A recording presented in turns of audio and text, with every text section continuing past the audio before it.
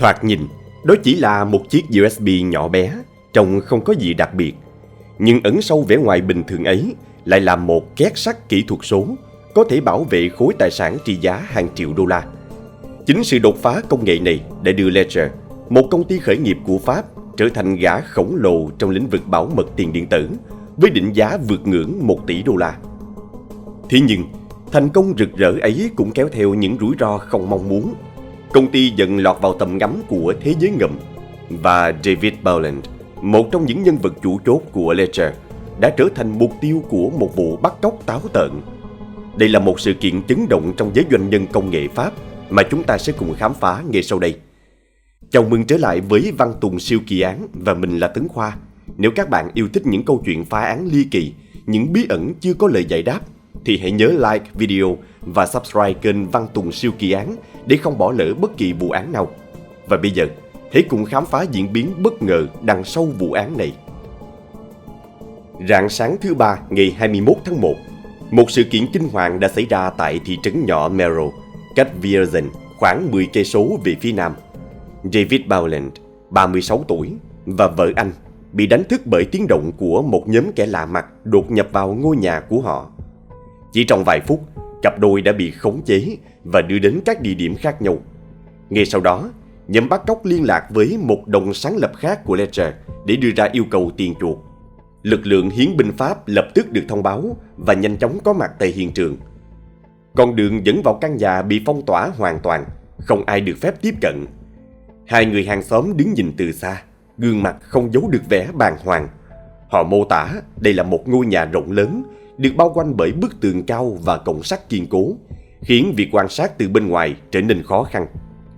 Một người hàng xóm lo lắng chia sẻ rằng khu vực này vốn luôn yên bình, chưa từng xảy ra vụ việc nào tương tự. Câu hỏi lớn nhất lúc này là những kẻ bắt cóc là ai? Động cơ thực sự của chúng là gì? Và liệu vụ việc có liên quan đến tài sản số mà Ledger đang nắm giữ hay không? Trong quá trình điều tra, manh mối duy nhất mà cảnh sát có trong tay là những tin nhắn đòi tiền chuộc được gửi qua WhatsApp. Nhóm bắt cóc yêu cầu 10 triệu euro, đồng thời yêu cầu khoản tiền này phải được thanh toán bằng tiền điện tử.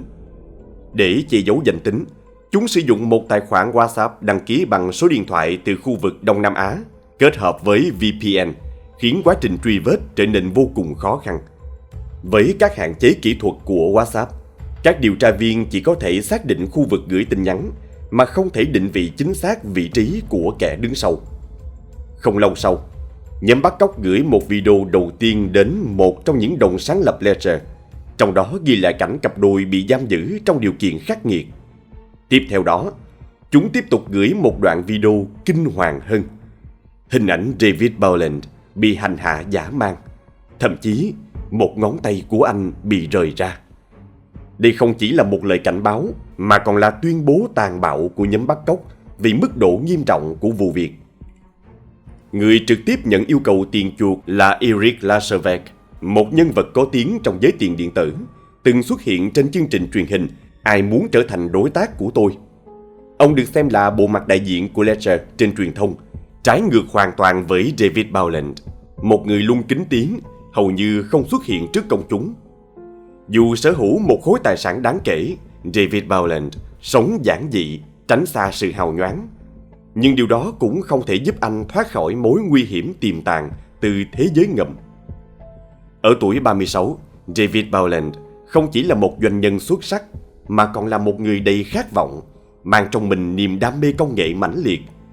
Sau khi hoàn thành chương trình thạc sĩ ngành tin học tại Orleans vào năm 2011, anh không ngần ngại bước chân vào con đường khởi nghiệp với dự án đầu tiên là một nền tảng phát thanh trực tuyến, một lĩnh vực đầy tiềm năng vào thời điểm đó. Đáng chú ý là từ năm 19 tuổi, vào năm 2008, David Boland đã mạnh dạn bước chân vào lĩnh vực tiền điện tử, khi công nghệ này vẫn còn xa lạ với phần lớn thế giới và chưa được các tổ chức tài chính công nhận. Anh là một trong những người tiên phong của ngành, khám phá tiềm năng của Bitcoin vào thời điểm blockchain vẫn còn trong giai đoạn sơ khai. Với tầm nhìn mang tiền điện tử đến gần hơn với công chúng, Boland thành lập Chronocoin, một doanh nghiệp đột phá cho phép người dùng mua Bitcoin trực tuyến bằng thẻ ngân hàng và nhận được một thiết bị USB chứa Bitcoin được gửi đến tận nơi. Đây được xem là một giải pháp sáng tạo giúp đơn giản hóa việc tiếp cận tiền số trong bối cảnh các sàn giao dịch tiền điện tử vẫn còn rất hạn chế. Bước ngoặt lớn nhất trong sự nghiệp của anh đến vào năm 2014 khi anh hợp tác với một đồng nghiệp doanh nhân để thành lập Ledger. Công ty này kết hợp chuyên môn của cả hai, tạo ra một giải pháp đột phá. Ví cứng Ledger, một thiết bị bảo mật chuyên dụng được ví như két sắt kỹ thuật số giúp bảo vệ tài sản số của khách hàng. Sản phẩm này ra đời vào đúng thời điểm thị trường tiền điện tử đang bùng nổ, nhưng cũng đầy rẫy những rủi ro về bảo mật và lừa đảo, khiến nhu cầu về một giải pháp an toàn trở nên cấp thiết hơn bao giờ hết. Trong những ngày đầu, Ledger chỉ là một startup nhỏ với khoảng 10 nhân viên. Trong một cuộc phỏng vấn với BFM Business vào tháng 1 năm 2020, David Bowland giải thích lý do chọn Verizon làm nơi đặt trụ sở. Anh cho biết, đây không chỉ là quê hương của những người sáng lập, mà còn là địa điểm lý tưởng để phát triển một sản phẩm mang tính đột phá, kết hợp từ 3 công ty tiền thân của Ledger. Chỉ trong vài năm ngắn ngủi, Ledger đã tăng trưởng thần tốc, vươn lên trở thành biểu tượng thành công của ngành công nghiệp tiền điện tử tại Pháp. Hiện nay, công ty đã mở rộng quy mô lên gần 700 nhân viên trên toàn cầu, với các sản phẩm được công nhận và tin dùng trên toàn thế giới. Nhờ tầm nhìn tiên phong, tham gia thị trường từ sớm và tập trung phát triển các giải pháp bảo mật tối ưu, Ledger đã định vị mình là một trong những doanh nghiệp dẫn đầu trong lĩnh vực ví cứng tiền điện tử. Với định giá vượt ngưỡng 1 tỷ đô la, dù chưa niêm yết trên sàn chứng khoán, Ledger đã chính thức gia nhập câu lạc bộ Kỳ Lân, một thành tựu hiếm có trong hệ sinh thái khởi nghiệp tại Pháp, minh chứng cho sự thành công vang dội của công ty. Tuy nhiên, cái giá của thành công không hề nhỏ. Dù David Bowland luôn giữ kín đời tư, sự nghiệp chói sáng của anh đã vô tình biến anh thành mục tiêu của tội phạm, khi những kẻ đang săn lùng lợi nhuận khổng lồ từ lĩnh vực tiền số ngày càng trở nên táo tợn và nguy hiểm hơn. Trước mức độ nghiêm trọng của vụ bắt cóc, ngay trong ngày 21 tháng 1, lực lượng hiến binh Pháp đã quyết định huy động đơn vị đặc nhiệm GIGN để trực tiếp chỉ đạo các cuộc đàm phán. Theo các nguồn tin, đàm phán không chỉ là một biện pháp thương lượng, mà còn là một chiến thuật quan trọng giúp lực lượng chức năng thu thập thông tin tình báo, xác nhận tình trạng của con tin, làm rõ yêu cầu tiền chuộc, đồng thời tạo cơ hội truy dấu dòng tiền. Trong quá trình đàm phán, các điều tra viên đưa ra một quyết định táo bạo: chuyển một Bitcoin trị giá khoảng 100.000 euro cho nhóm bắt cóc nhằm câu giờ và theo dõi dòng tiền. Chiến lược này đã mang lại kết quả đáng kể khi phần lớn số tiền điện tử được truy vết, phong tỏa và tịch thu thành công. Tuy nhiên, câu hỏi quan trọng nhất vẫn chưa có lời giải đáp: David Bowland và vợ anh đang bị giam giữ ở đâu? Sau quá trình điều tra kỹ lưỡng, bao gồm phân tích dữ liệu số, rà soát mạng xã hội, thẩm vấn hàng xóm và đối chiếu các nguồn tin, các điều tra viên đã xác định được một tòa nhà khả nghi nằm ở phía bắc Verizon. Đến khoảng 15 giờ, lực lượng hiến binh quyết định mở cuộc đột kích vào địa điểm này. Michael, một cư dân sống gần đó, chứng kiến toàn bộ sự việc. Anh kể lại rằng, vào khoảng 15 giờ 15 phút đến 15 giờ 30 phút, khi đang ở trong căn hộ nhỏ ngay sát địa điểm bị đột kích, anh nghe thấy một tiếng nổ lớn. Tò mò, anh nhìn ra ngoài cửa sổ rồi bước ra khỏi nhà và ngay lập tức nhận thấy sự căng thẳng bao trùm khu vực. Lực lượng hiến binh vũ trang hạng nặng, súng tiểu liên trong tay và một chiếc trực thăng quân sự bay sát mặt đất. Tất cả đều là dấu hiệu cho thấy đây không phải là một chiến dịch thông thường. Tuy nhiên, kết quả không như mong đợi. David Bowland không có mặt tại căn hộ và không có bất kỳ dấu vết nào của anh tại hiện trường. Những phát hiện ban đầu cho thấy cặp đôi đã bị di chuyển nhiều lần trong suốt thời gian bị giam giữ, khiến việc xác định vị trí chính xác của họ càng trở nên khó khăn hơn bao giờ hết. Một bước ngoặt quan trọng trong cuộc điều tra bất ngờ xuất hiện từ một vụ bắt giữ khác. Cảnh sát đã phát hiện một đối tượng điều khiển chiếc xe có biển số nằm trong danh sách báo mất cắp. Sau khi tạm giữ và tiến hành thẩm vấn, họ phát hiện người này có liên hệ trực tiếp với vụ bắt cóc David Bowland và vợ. Theo các điều tra viên, những đột phá liên tiếp này đã cho phép họ mở rộng quy mô điều tra sang nhiều khu vực khác, nhờ vào sự phối hợp chặt chẽ giữa các đơn vị chức năng. Từng mảnh ghép dần được ráp nối, hé lộ bức tranh toàn cảnh của vụ án. Sau quá trình phân tích, lực lượng hiến binh xác định được 2 địa điểm khả nghi, nơi có thể đang giam giữ 2 nạn nhân ở 2 vị trí khác nhau.